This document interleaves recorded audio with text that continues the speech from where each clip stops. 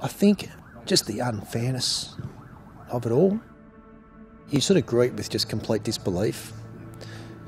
And as much as it's, devastating for friends and family, even parents, like you just can't help but feel as though it's just completely unfair.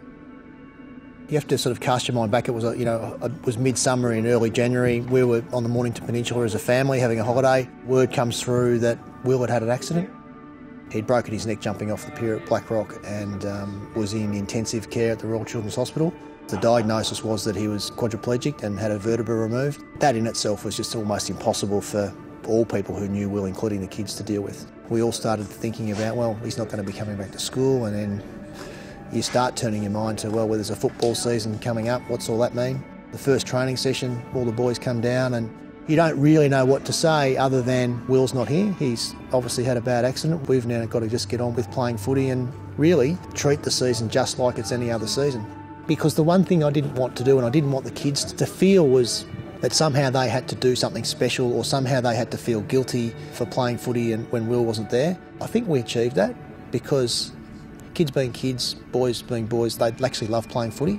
So it's amazing how the one thing you would think would heighten the sense of what had happened actually was the best release for what had happened. When the incident happened, it hit the club very hard. Will was well known within the club and well regarded. His father, Nick, was a coach and they just won the premiership in the previous season. When the news came that Will had seriously injured himself, it was devastating. We reached out and virtually immediately we had a response. We were able to sit down and have a chat and understand exactly what Sports Chaplaincy Australia people could do. We had a counselling session down here, and at the same time Andy was introduced to the group. Basically introduced as a chaplain and in a support role, and that if the boys ever needed anyone to speak to, open up to, didn't matter what it was, but Andy's here to help. And since then he's actually been here every Wednesday night and he's been there for every game. We just knew we could go to him any time. He's easy to talk to. The boys didn't have him. I think that they would have struggled. They've done really well this year as a group, and I think they would have struggled to know what to do with the feelings they were all going through. It could be your own issues at home. Like, it doesn't have to be just from the incident that happened. And if kids are having issues at home or school, they can go to someone who's not a parent and just bounce things off them, and he's very well educated in obviously knowing how to handle children. So yeah, absolutely. I think it's really good to know that he's here. I think sports clubs are already incredible community hubs, and there are lots of people in sports clubs who care for one another really, really well.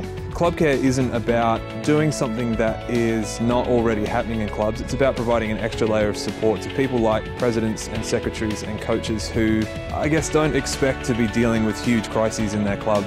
We're there to provide that extra layer of support and care for people in a time of crisis.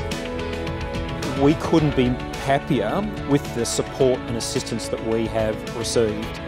The ability to turn to an organisation like Sports Chaplaincy Australia to assist in just guiding you through those early stages, and then also focusing on the welfare of the rest of the team of players, was important, and I think was important for us from the point of view of providing sufficient support and welfare for the parent group as well as the playing group.